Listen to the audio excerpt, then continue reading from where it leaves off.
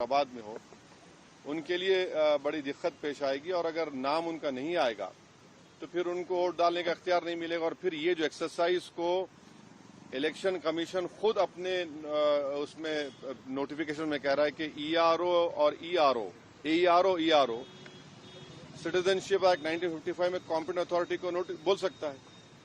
अब जिसका नाम नहीं आएगा वो तो अपना वोट भी खो देगा, उसकी लाइवलीहुड का भी उसको एक नुकसान हो जाएगा। तो ये सब बातें हमने उनके सामने रखी। बहुत देर तक हमारी मीटिंग हुई। उन्होंने अपनी बात को कहा, उन्होंने भी बताया हमको। अब ये हमारी आज की मीटिंग की ये वो माने मोटा मोटा ये जो हुआ।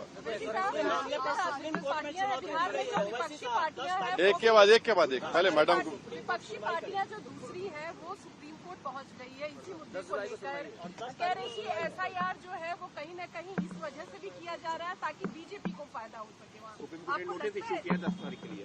अब हमारी पार्टी में भी हम बैठ के बात करेंगे और इस पर क्या फैसला लेंगे। मगर हमारा एक ही है कि आप इतने कम टाइम में एक्सरसाइज कैसे कर पाएंगे।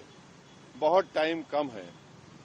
एसआईआर में भाई जो लोग जो अपना एड्रेस चेंज कर लिए उनको क्यों आप पूछ रहे हैं बर्थ सर्टिफिकेट।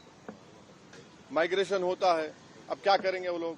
मैं हैदराबाद में बैठा हूं, तेलंगाना के मुख्तलिफ गांवों से हर मेरे ऑफिस को कभी 10 लोग कभी 20 लोग बिहार के आते कि हम यहाँ पर लेबर हैं, बताओ हम क्या करना चाहिए। अब उनके पास पैसे भी नहीं है वापस जाने बिहार को। परेशानी वो होगी क्योंकि लॉ तो बोल रहा है कि उनको रहना पड़ेगा वहां पर। वो गए इसलिए कि बिहार में कुछ है ही नहीं, कोई सरकार ने उनका रोजगार का इंतजाम किया ही नहीं, तो मजबूरी उनकी है, बाहर बैठे हैं। तो ये सब प्रॉब्लम्स हमने ईसीआई के सामने रखे। हमने कहा इसका तो आप सोल्यूशन निकालिए। चुनाव आयोग ने क्या भरोसा दिया आपको? काफी अब चुनाव आयोग खुद बोलेगा, मैं क्यों बोलूं।